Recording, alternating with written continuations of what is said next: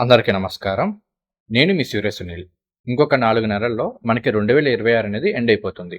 అయితే ఇప్పటికే మన మకర రాశి వాళ్ళు కావచ్చు, లేదంటే ఇతర రాశుల వారికి సంబంధించి కొంతమంది ఏవండీ 2027 అనేది ఎలా ఉండబోతుంది? ఏ విషయాల్లో పాజిటివ్‌గా ఉండబోతుంది? ఏ విషయాల్లో నెగెటివ్‌గా ఉండబోతుంది? దీనికి సంబంధించి ఒక వీడియో చేయండి అని చెప్పేసి అడుగుతున్నారు. ఇలా మెసేజ్ చేస్తున్న వాళ్ళందరికీ, అందులోనూ మరీ ముఖ్యంగా మన మకర రాశి వారికి నేను చెప్పేదల్లా ఒకటే. గోచారం పరంగా చూస్తే, మరలా చెప్తున్నాను, గ్రహాల గోచారం పరంగా చూస్తే 2027 సంవత్సరం అనేది మన మకర రాశి వారికి చాలా ఎక్సైటింగ్‌గా ఉండబోతుంది. చాలా ఇంట్రెస్టింగ్‌గా ఉండబోతుంది. చాలా విషయాల్లో పాజిటివ్ ఫలితాలున్నాయి. కొన్ని విషయాల్లో మిశ్రమ ఫలితాలున్నాయి. కొన్ని విషయాల్లో నెగెటివ్‌గా ఇంపాక్ట్ చేసే అవకాశాలు కూడా ఉన్నాయి. దీనికి సంబంధించి తర్వాత మనం ప్రత్యేకంగా ఒక వీడియో అయితే చేసుకుందాం. అయితే ఈ వీడియోలో మనం ఏంటి అంటే 2026 డిసెంబర్‌లో గ్రహాల గోచారం పరంగా చూస్తే అనేక మార్పులు జరగబోతున్నాయి. సంవత్సరంన్నర తర్వాత రాహుకేతువులు రాశి మారుతున్నారు. అలానే తర్వాత డిసెంబర్ 10, 11 తేదీల్లో శని భగవానుడు మీనరాశిలో వక్రత్యాగం చేసి డైరెక్ట్ మోషన్‌లోకి ఎంటర్ అవుతున్నారు. అది జరిగిన 2, 3 రోజుల్లోనే గురువు గారు సింహరాశిలో వక్రించబోతున్నారు. ఇలా డిసెంబర్ నెలలో గ్రహాల గోచారం పరంగా అనేక మార్పులనేవి జరగబోతున్నాయి. ఇందులో కొన్ని మకర రాశి వారికి పాజిటివ్ ఫలితాలు ఇచ్చేవిగా ఉంటే, కొన్ని మాత్రం నెగెటివ్‌గా ఇంపాక్ట్ చేసే అవకాశాలు కూడా ఉన్నాయి. పాజిటివ్ ఫలితాలని మనం ఎలాగో అప్పుడు ఎక్స్‌పీరియన్స్ చేస్తామనుకోండి. అయితే ఏవైతే నెగెటివ్‌గా ఇంపాక్ట్ చేయబోతున్నాయో వాటిని ముందుగానే తెలుసుకొని, వాటికి ముందుగానే ప్రిపేర్ అయ్యి ఉంటే గనక ఆ నెగటివిటీని మనం తగ్గించుకోవచ్చు అన్న ఉద్దేశంతోటి, ముఖ్యంగా అసలు ఇప్పుడు రాబోయే 3 నెలల్లో అంటే సెప్టెంబర్, అక్టోబర్, నవంబర్ నెలలో మనం ఎటువంటి జాగ్రత్తలు తీసుకోవాలి, మన జీవన శైలికి సంబంధించి ఎటువంటి మార్పులు చేసుకోవాలి అనే దానికి సంబంధించి ప్రత్యేకంగా ఈ వీడియోలో మాట్లాడుకుందాం. అయితే ఇక్కడ ఒక ముఖ్యమైన అంశము, ఎందుకు నేను ప్రత్యేకించి ఈ వీడియో చేస్తున్నాను అంటే ఎవరినో భయపెట్టడానికో, లేదంటే ఎవరినో టెన్షన్ పెట్టడానికైతే కాదు. మనకి prevention is always better than cure అని ఒక నానుడు ఉంది కదా. అంటే సమస్య వచ్చిన తర్వాత దానికి సంబంధించి ప్రయత్నాలు ఎలా తగ్గించుకోవాలనే దాని బదులు సమస్య రాకుండా జాగ్రత్త పడ్డము, లేదంటే పలానా సమస్య మనకు వస్తుంది అని ముందే తెలిసినప్పుడు దానికి ప్రిపేర్డ్‌గా ఉండడం ద్వారా ఆ సమస్య వచ్చినప్పుడు ఈజీగా తగ్గించుకోవచ్చు అన్న ఉద్దేశంతోటి మాత్రమే ఈ వీడియో చేయడం జరుగుతుంది. అయితే ఈ వీడియో ప్రారంభించే ముందు మీ అందరికీ ఒక చిన్న గమనిక. ఈ వీడియోలో నేను చెప్తున్న విషయాలన్నీ కూడా కేవలం గ్రహాల గోచారాన్ని ఆధారంగా చేసుకుని మాత్రమే చెప్తున్నాయి. ఈ ఫలితాలు అనేవి మీకు ఎంత మేర వర్తిస్తాయి అనేది తెలుసుకోవాలి అంటే మీ జాతకంలో జరుగుతున్న దశ అంతర్దశలు కూడా కీలక పాత్రని పోషిస్తాయి. వీటి గురించి తెలుసుకోవడానికి మన ఛానల్లో లైవ్ కండక్ట్ చేస్తుంటాము. ఆ లైవ్లో పార్టిసిపేట్ చేస్తే మీకు జరుగుతున్న దశ అంతర్దశలు ఏంటి, వాటి యొక్క ప్రభావం, అలానే గోచార ప్రభావం మీ మీద ఎంతవరకు ఉంటుంది అనేది తెలుసుకోవచ్చు.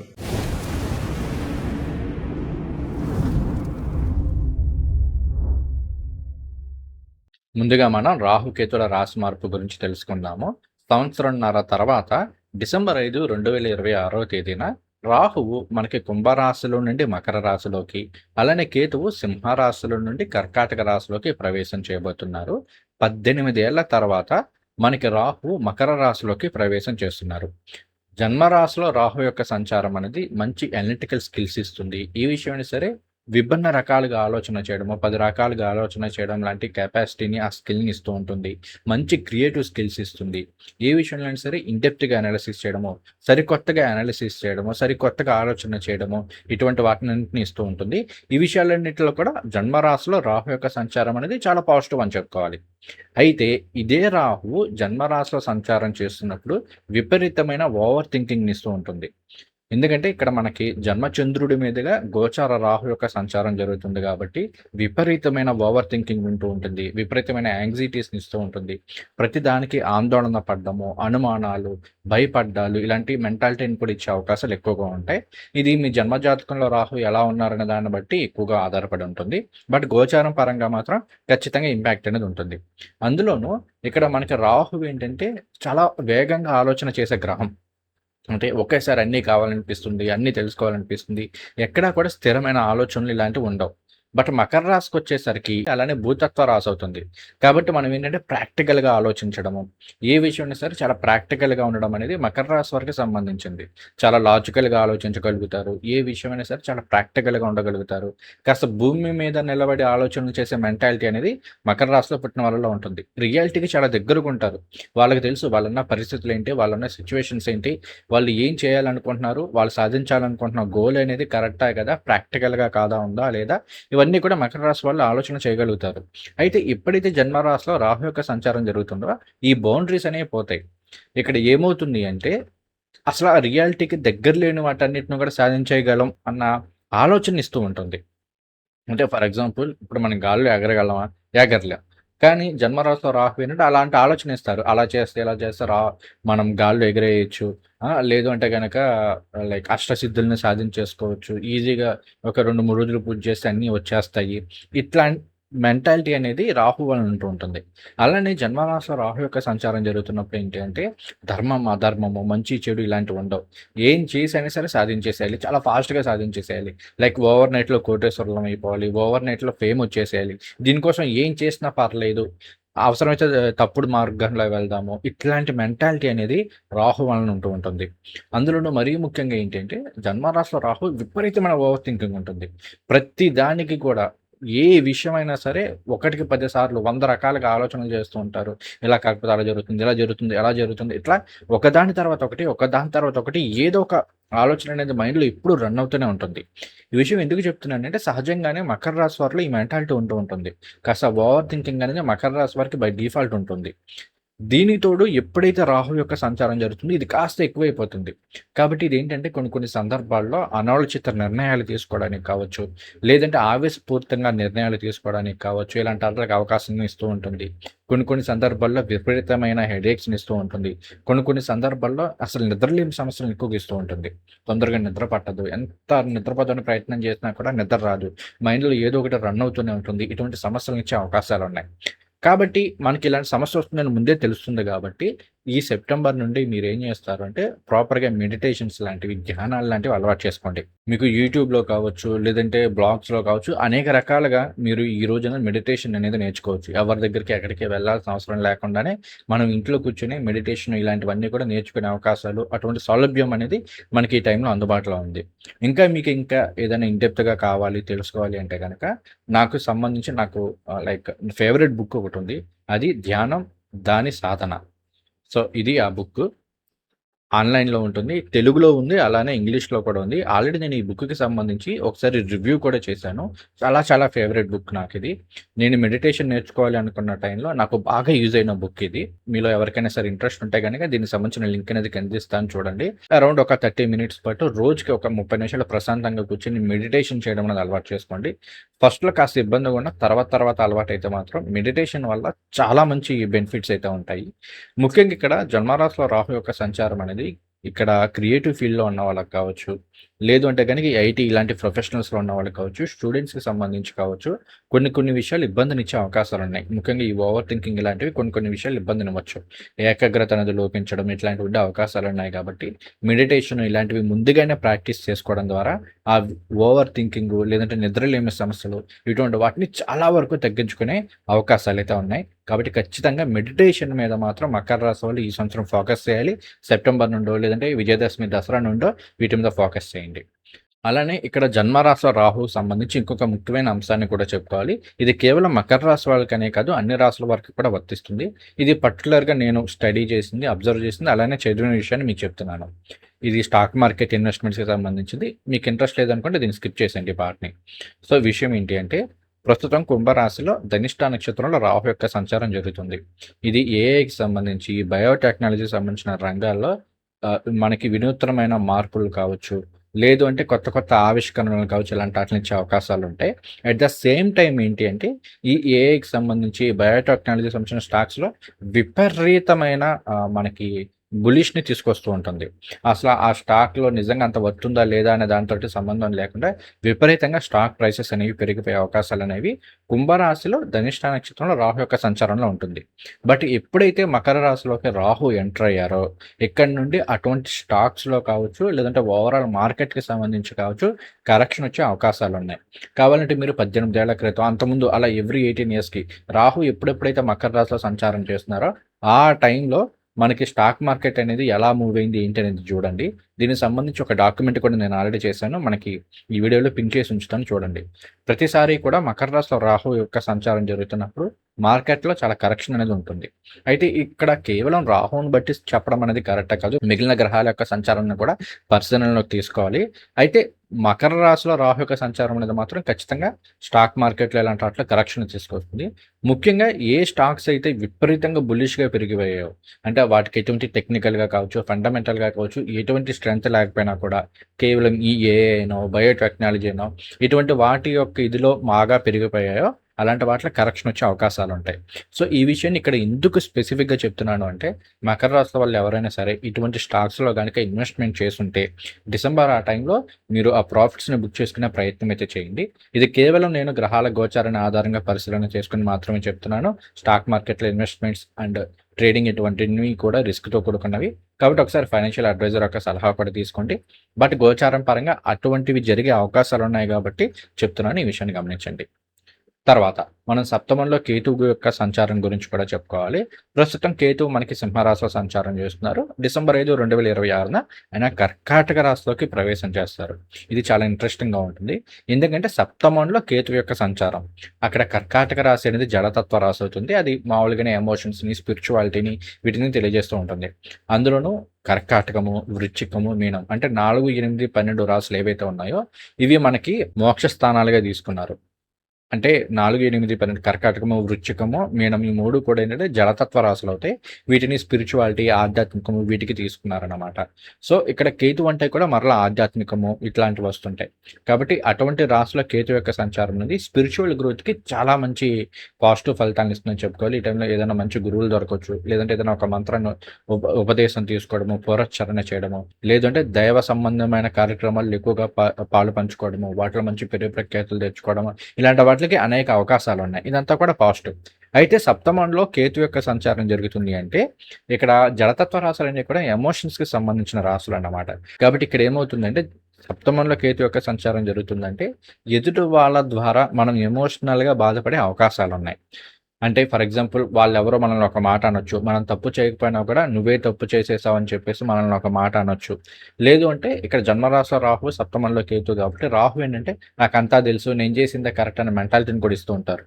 తద్వారా కొన్ని సందర్భాల్లో ఎదుటి వాళ్ళు మన మంచికి చెప్పినా కూడా మనం దాన్ని తీసుకోకపోవడము, నువ్వు నాకు చెప్పేంత తోడువా అని వాళ్ళని అనడము, తద్వారా వాళ్ళకి మనకి మధ్యలో చిన్న చిన్న డిస్టెన్సెస్ అనేవి రావడము, చిన్న చిన్న భేదాభిప్రాయాలు రావడము, ఇలాంటి ఆటలకు కూడా అవకాశాలు అనేవి ఉంటూ ఉంటాయి. అలానే కొన్ని సందర్భాల్లో ఏంటి అంటే మనం వాళ్ళని ఎమోషనల్‌గా బాధ పెట్టడము, అంటే అసలు మనకి తెలీదు. ఏదో ఒక మాట అంటాము, టక్‌మని అనేస్తాము. మనం దాన్ని పెద్ద సీరియస్‌గా కూడా తీసుకోం. బట్ మనం అన్న ఆ మాట కావచ్చు, మనం చేసిన చిన్న పని కావచ్చు, ఎదుటి వాళ్ళు చాలా ఎమోషనల్ అయిపోవడము. అక్కడ నుండి వాళ్ళు మనకి అంటే ఫిజికల్‌గా దగ్గరగా ఉన్నా కూడా ఎమోషనల్‌గా మన నుండి దూరంగా ఉంటారు. అంటే మనుషులు దగ్గరగా ఉన్నా కూడా మనసులు దూరంగా ఉంటూ ఉంటాయి. అటువంటి మెంటాలిటీ కావచ్చు, అటువంటి పరిస్థితులు కావచ్చు, సప్తమంలో కేతు యొక్క సంచారంలో జరుగుతూ ఉంటాయి. కాబట్టి ఏ విషయమైనా సరే ఆవేశంతోటి కాకుండా ఆలోచనతోటి చేయడం అనేది అలవాటు చేసుకోండి. ఎవరినైనా ఒక మాట అనే ముందు 1కి 10 సార్లు ఆలోచించి మాట అనడం అనేది అలవాటు చేసుకోండి. ఏ విషయమైనా సరే ఇన్ డెప్త్‌గా అంటే ఇది కరెక్టా? కాదా? చేయొచ్చా? చేయకూడదా? అనేది 1కి 10 సార్లు ఆలోచించి నిర్ణయాలు తీసుకోండి. ఎందుకంటే సప్తమంలో కేతు ఉన్నప్పుడు ఈజీగా మనం వేరే వాళ్ళ నుంచి డిటాచ్‌మెంట్ అయిపోవడము. పర్టిక్యులర్‌గా ఏంటి అంటే ఈ ఎమోషనల్‌గా డిటాచ్‌మెంట్ అనేది ఎక్కువ ఉంటూ ఉంటుంది. అంటే మన బంధువులై ఉంటారు. మనం వాళ్ళతో ఊరినే కలుస్తాం, మాట్లాడుతాం. బట్ వాళ్ళతో ఏంటంటే పర్టిక్యులర్ ఇంతకుముందు ఉన్నట్టుగా మనం ఉండలేకపోతుంటాం. ఒక్కోసారి ఇది వ్యాపార భాగస్వాముల మధ్య కావచ్చు, జీవిత భాగస్వాముల మధ్య కావచ్చు, ఇలాంటి డిటాచ్‌మెంట్స్ ఇలాంటి ఆటలిచ్చే అవకాశాలంటూ ఉంటాయి. చిన్న చిన్న అనుమానాలు, అపార్థాలు ఇచ్చే అవకాశాలంటూ ఉంటాయి. కాబట్టి ఏంటంటే ఏది కూడా ఓవర్‌గా రియాక్ట్ అవ్వద్దు. నిజంగా అది కరెక్టా? కాదా? 1కి 10 సార్లు ఆలోచన చేయడము. ఎందుకు మనం ఇలా ఉన్నాము? ఏంటి? మనల్ని మనం అనాలిసిస్ చేసుకోవడము, ఇటువంటివన్నీ కూడా ఈ టైంలో చేస్తూ ఉండాలి. ఎమోషనల్‌గా మాత్రం మకర రాశి వాళ్ళు ఈ టైంలో కాస్త రోలర్ కోస్టర్ లానే ఉంటుందని చెప్పుకోవాలి. ముఖ్యంగా మనం 7 అంటే ఇక్కడ మరలా సొసైటీ కూడా వస్తుంది. కేవలం జీవిత భాగస్వామి, వ్యాపార భాగస్వామి అనే కాదు. సొసైటీ కూడా వస్తుంది. అంటే ఎదుటివాడు, మనకి ఎదుటి వాళ్ళంతా కూడా సప్తమం అన్నమాట. కాబట్టి వాళ్ళకి, మనకి సరైన మాటలు ఉండవు. ఏదో ఒక విధంగా ఎమోషనల్ ఇబ్బంది అనేది ఉంటూ ఉంటుంది. కాబట్టి ఇలాంటి విషయాల్లో కొంత జాగ్రత్తలైతే తీసుకోండి. తొందరగా ఒక మాట అనడము ఇట్లాంటివైతే ఎట్టి పరిస్థితుల్లోనూ చేయొద్దు. ఈ విషయాన్ని బాగా గుర్తుపెట్టుకోండి. ఎందుకంటే నేను చూసిన వాళ్ళలో చాలా మందిలో మకర రాశి వారిలో ఏంటంటే నోటి దూల అనేది ఉంటూ ఉంటుంది. కాబట్టి కొంచెం జాగ్రత్తగా. ఎందుకంటే మనం లాజికల్‌గా మాట్లాడుతాం అనుకుంటాం గానీ ఎమోషనల్‌గా ఆలోచించం. లాజిక్‌తో పాటు ఎమోషన్ కూడా అనేది ఉండాలి. అటువంటివి వస్తుంటాయి ఈ టైంలో. మీరు ఎమోషనల్‌గా స్ట్రాంగ్ అవ్వడానికి. లాజికల్‌తో పాటు ఎమోషనల్‌గా కూడా ఆలోచించుకోవడానికి రావాల్సిన పరిస్థితులు ఇవన్నీ కూడా సప్తమంలో కేతువు తీసుకొస్తూ ఉంటారు. సో, కొంచెం జాగ్రత్తగా ఉండండి. ప్రతిరోజు కూడా కాస్త సూర్యారాధన, సూర్య నమస్కారాలు, ఆదిత్య హృదయ స్తోత్రాలు ఇలాంటివి పారాయణ చేసుకోండి సరిపోతుంది. తర్వాత మనం ముఖ్యంగా చెప్పుకోవాల్సింది అష్టమంలో గురువుగారి యొక్క సంచారం గురించి. అది ఇంకా నవంబర్ నుండే స్టార్ట్ అవుతుంది. నవంబర్, డిసెంబర్ నెలల్లో సింహరాశిలో గురువుగారు డైరెక్ట్ మోషన్‌లో సంచారం చేస్తూ ఉంటారు. డిసెంబర్ 13వ తేదీన వక్రిస్తున్నారు. ఇక్కడ అష్టమంలో గురువు మనకేమవుతారు? మకర రాశి వారికి ధనురాశికి అధిపతి అంటే 12వ స్థానానికి అధిపతి. అలానే మీనరాశికి 3వ స్థానానికి అధిపతి. 12, 3 స్థానాలకి సంబంధించిన గురువు గారు అష్టమంలో సంచారము ఒకటి విపరీత రాజయోగం అవుతుంది. అయితే అష్టమంలో గురువు ఉన్నప్పుడు ఏంటంటే వారసత్వాస్తులకు సంబంధించిన విషయాల్లో చాలా పాజిటివ్‌గా ఉంటుంది. చాలా ఆకస్మిక ధనలాభాలు ఇచ్చే అవకాశాలున్నాయి. ఎందుకంటే గురువుగారు మరలా లాభాన్ని, ద్వితీయాన్ని కూడా యాస్పెక్ట్ చేస్తూ ఉంటారు కాబట్టి ఆకస్మిక ధనలాభాలుంటాయి. సొంతంగా ఒక ఇల్లు, వాహనాలు ఇలాంటివి కొనుగోలు చేసే అవకాశాలుంటాయి. ఇవన్నీ కూడా పాజిటివ్. నెగెటివ్ సైడ్‌కొస్తే గనక అష్టమంలో గురువు ఏంటంటే ఒక్కోసారి హార్మోనల్ ఇష్యూస్ ఇచ్చే అవకాశాలు చాలా ఎక్కువ ఉంటూ ఉంటాయి. థైరాయిడ్ కావచ్చు, ఆడవారిలో అయితే పీసీఓడి, పీసీఓఎస్ లాంటి సమస్యలు కావచ్చు. మగవారిలో అయితే గనక ఈ రీప్రొడక్టివ్ ఆర్గాన్స్ సంబంధించి ఇట్లా ఏమన్నా హెల్త్ ఇష్యూస్ ఇచ్చే అవకాశాలున్నాయి. అలానే విపరీతంగా బరువు పెరిగిపోవడము, విపరీతమైన గ్యాస్ట్రిక్ సమస్యలు, జీర్ణశయ సమస్యల నుంచి ఇచ్చే అవకాశాలున్నాయి. అలానే అష్టమంలో గురువు ఏంటంటే ఒక్కోసారి ఆల్రెడీ థైరాయిడ్ ఉన్న వాళ్ళకైతే ఈ టైంలో చాలా జాగ్రత్తగా ఉండండి. చాలా ఈజీగా స్పైక్ అయిపోతుంది థైరాయిడ్ అనేది. కాబట్టి ఇలాంటి విషయాల్లో చాలా జాగ్రత్త తీసుకోండి. అసలు ఈ సెప్టెంబర్ నుండి డైట్ విషయంలో చాలా కంట్రోల్‌లో ఉండండి. ఎటువంటి ఫుడ్ తింటున్నాము, ఎలాంటి ఫుడ్ తింటున్నాము అనేది కాస్త హెల్తీ ఫుడ్ తినడం ఇలాంటివి అలవాటు చేసుకోండి. చాలామంది ఏం చేస్తుంటారంటే నిల్వ ఉంచిన ఆహార పదార్థాలు అంటే ఇప్పుడు సాయంత్రం ఏదో family pack biryani family pack తెచ్చుకుంటారు. సాయంత్రం తినేస్తారు. మరలా దాన్ని ఫ్రిడ్జ్‌లో పెట్టుకొని ఉదయాన్నే వేడి చేసుకొని తింటారు. మధ్యాహ్నం తినే వాళ్ళు కూడా ఉన్నారు. ఇలాంటి వాళ్ళు మాత్రం చాలా జాగ్రత్తగా ఉండండి. ఎందుకంటే ఒక్కోసారి ఇది ఫుడ్ పాయిజన్స్ నుంచి అవకాశాలు ఉంటూ ఉంటాయి. స్టమక్‌కి మాత్రం ఖచ్చితంగా అప్‌సెట్ అయ్యే విధంగా ఏదో ఒకటి చేసే అవకాశాలున్నాయి. అష్టమంలో గురువు యొక్క సంచారం వలన. కాబట్టి ఏంటంటే ప్రాపర్ హెల్తీ ఫుడ్ తినడం అనేది అలవాటు చేసుకోండి. వీలైనంత వరకు జంక్ ఫుడ్‌ని అవాయిడ్ చేయండి. ఎందుకంటే అష్టమంలో గురువు ఒక్కసారి విపరీతంగా బరువు పెంచేస్తారు. చాలా ఆల్ ఆఫ్ ద సడెన్‌గా పెరిగిపోతుంది. కాబట్టి ఇలాంటి సమస్యలు కూడా వచ్చే అవకాశాలున్నాయి కాబట్టి డైట్ కంట్రోల్ అనేది అలవాటు చేసుకోండి. అలానే లైఫ్ స్టైల్ చేంజెస్ అనేవి చేసుకోండి. తర్వాత శని భగవానుడి యొక్క సంచారము డిసెంబర్ వరకు ఆయన వక్రంలో సంచారం చేస్తున్నారు. డిసెంబర్ 10, 11 తేదీల్లో ఆయన మీనరాశిలో డైరెక్ట్ అవుతున్నారు. ఇది మాత్రం ఒక విధంగా మకర రాశి వారికి బ్రహ్మాండం అని చెప్పుకోవాలి. 5 డిసెంబర్‌న రాహుకేతువుల రాశి మారిన, 13వ తేదీన గురువు గారు వక్రించబోతున్నారు. డిసెంబర్ 11ని జన్మ రాశ్యాధిపతి అయిన శని భగవానుడు తృతీయంలో ఉపాధ్యాయ స్థానంలో డైరెక్ట్ మోషన్‌లోకి ఎంటర్ అవుతున్నారు కాబట్టి ఎంత నెగెటివ్ సమస్య అయినా, ఎంత ఇబ్బందికరమైన పరిస్థితులనైనా సరే తట్టుకుని నిలబడగలిగిన కెపాసిటీ అనేది ఇస్తారు. ఎందుకంటే ఎప్పుడైనా సరే రాష్ట్రాధిపతి బాగుండాలి. అలానే లగ్నాధిపతి బలంగా ఉండాలి. ఇక్కడ మనకి శని భగవానుడు తృతీయంలో యోగిస్తారు కాబట్టి చాలా పాజిటివ్ ఫలితాలనైతే ఇచ్చే అవకాశాలున్నాయి. విపరీతమైన ధైర్యాన్ని ఇస్తారు. ఏదైనా సరే కష్టపడి సాధించుకునే కెపాసిటీని ఇస్తారు. ఇవన్నీ కూడా మనకు పాజిటివ్. అయితే తృతీయంలో శని భగవానుడు డైరెక్ట్ అయినప్పుడు ఒక్కోసారి ఏంటి అంటే మనకి బద్ధకాన్ని కూడా ఇచ్చే అవకాశాలు అంటూ ఉంటాయి. ప్రాపర్‌గా ఏది చేయము. ఒక్కొక్కసారి ఏంటంటే రాత్రి 2, 3 అయితే గాని నిద్రపోకపోవడము. పొద్దున్నే 9, 10 అయితే తప్ప లెగవకపోవడం ఇలాంటి ఆటిలను కూడా ఇచ్చే అవకాశాలు ఉంటూ ఉంటాయి. ఇలా చేస్తున్న వాళ్ళకి మాత్రం తృతీయంలో శని ఎప్పటికైనా ఇబ్బందే గుర్తుపెట్టుకోండి. శని భగవానుడు అంటే క్రమశిక్షణ. కాబట్టి మనకి ఒక డిసిప్లైన్ లైఫ్ స్టైల్ అనేది ఉంటే తప్ప ఒక రాశిలో ఒక భావంలో శని భగవానుడు ఉన్నారు అంటే వాటికి సంబంధించిన కారకత్వాలు ఇలాంటి విషయాల్లో మనం చాలా చాలా జాగ్రత్తగా ఉండాలి. చాలా డిసిప్లైన్డ్‌గా ఉండాలి. అటువంటి విషయాల్లో మనం చాలా ఎఫర్ట్స్ అనేవి పెట్టాలి. ఇక్కడ తృతీయంలో జరుగుతుంది. తృతీయం అంటే ఏంటి? విక్రమ స్థానం అంటే విజయాన్ని సూచించే స్థానం.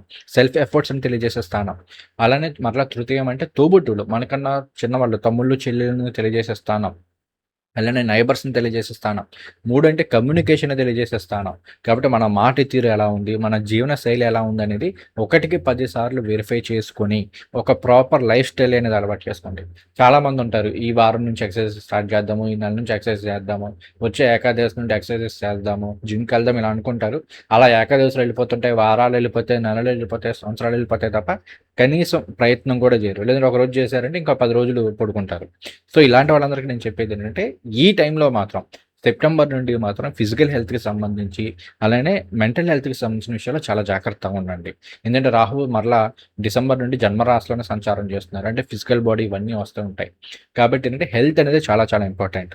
ప్రాపర్‌గా ఎక్సర్సైజెస్ చేయడము, ఫిజికల్ యాక్టివిటీస్ అనేవి ఉండాలి. అలానే మెంటల్ హెల్త్‌కి సంబంధించి ప్రాపర్ మెడిటేషన్స్, ప్రాణాయామం లాంటివి అలవాటు చేసుకోండి. ప్రాపర్ హెల్త్ అండ్ డైట్ అనేది ఫాలో అవ్వండి. ఇక రెమెడీస్ పరంగా చూస్తే గనక మెయిన్‌గా దుర్గాదేవి ఆరాధన అనేది చేసుకోండి. కనకదుర్గమ్మ వారి స్తోత్రాలు చదువుకోవడము, దుర్గాష్టకం చదువుకోవడము, దుర్గా కవచం చదవడము. ఏంటంటే జన్మరాశిలో రాహు యొక్క సంచారం కాబట్టి ఇవన్నీ చేసుకోవచ్చు.